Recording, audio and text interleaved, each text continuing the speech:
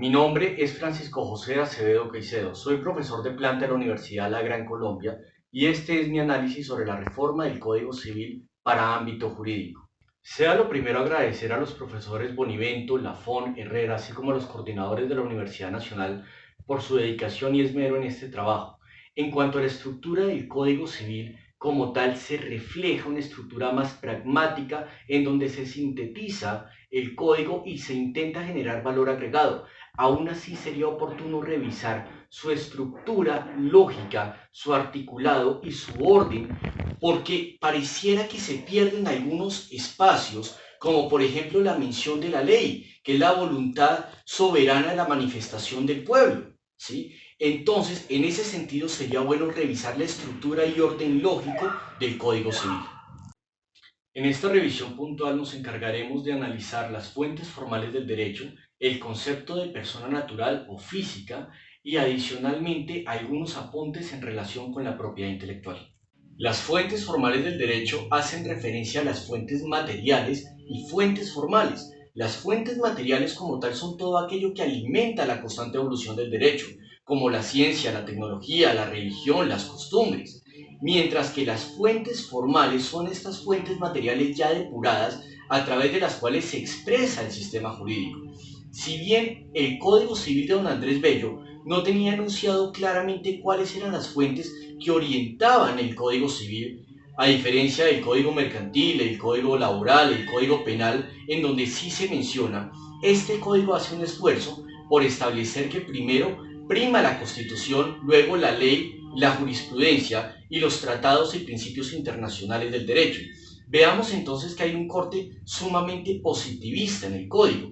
Después, encontramos otros artículos como el sexto, donde nos hablan de la analogía de los principios generales y nos vuelven a cambiar el orden, porque empieza a primar otra vez los principios generales, la costumbre, la jurisprudencia, en donde menciona la jurisprudencia de la Corte Suprema de Justicia, la Corte Constitucional y el Consejo de Estado, cambiando la idea de doctrina probable por doctrina vinculante. Es decir, los pronunciamientos de las altas cortes van a ser vinculantes para los jueces y estos, si deciden apartarse, deben fundamentar su decisión. Entonces, no es claro el orden lógico de aplicación de las fuentes formales del derecho. En primer caso, entendemos que es la Constitución. Un segundo comentario es en cuanto a los métodos de interpretación. Antes el Código Civil tenía varios métodos y escuelas de interpretación del derecho. Este proyecto de código lo sintetiza en dos métodos principales. Por una parte, el método histórico del maestro Savigny, en donde se resume el método gramatical, lógico, histórico y sistemático del derecho, pero por otra parte le da una vía libre al juez de interpretar el derecho y buscar la solución más acertada, que justamente la escuela libre, en donde los principios priman sobre la norma y el juez debe decidir sin alejarse de la norma. Entonces, tengamos en cuenta que esto es de cuidado, porque si bien el corte normativo es positivista, el corte de interpretación va hacia una escuela libre. Y un tercer comentario en este sentido es en cuanto al enfoque normativo. Si bien los derechos humanos, lo reitero, son sumamente importantes para el sistema jurídico, no son el sistema jurídico.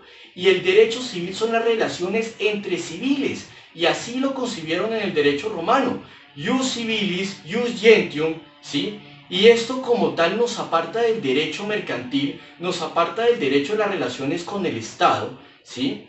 Pero como tal, en este código, el enfoque principal, por no decir casi el único, son los derechos humanos. Y las relaciones civiles superan a los derechos humanos. Los derechos humanos no son el único tema que importan a las relaciones civiles. Es un tema sumamente interesante, pero no es el único tema como tal. En cuanto a la parte de persona natural, el código adolece de una estructura lógica en donde nos digan, primero, que persona es todo sujeto de derechos, obligaciones y responsabilidades, bien sea de la especie humana o una ficción, en el caso que sea una persona jurídica, o de golpe aprovechar la oportunidad para empezar a la discusión sobre personas electrónicas que ya se está dando en Europa. Asimismo, en el artículo 43 indican que todo ser humano es persona. Entonces, ¿será que un embrión humano es persona? Y a su vez en el artículo 44 nos indican que la personalidad inicia con la teoría de la viabilidad, es decir, el ser nace, se separa de la madre y respira al menos por un instante y en ese momento es persona. Estos artículos resultan contradictorios. Asimismo, se eliminó de los atributos de la personalidad en el nombre, se eliminó el seudónimo, que antes hacía parte de los atributos de la personalidad de la persona. Adicionalmente, un punto muy importante es que en cuanto al orden de los apellidos, los padres lo pueden decidir y en caso de no llegar a un acuerdo se podrá dar por sorteo.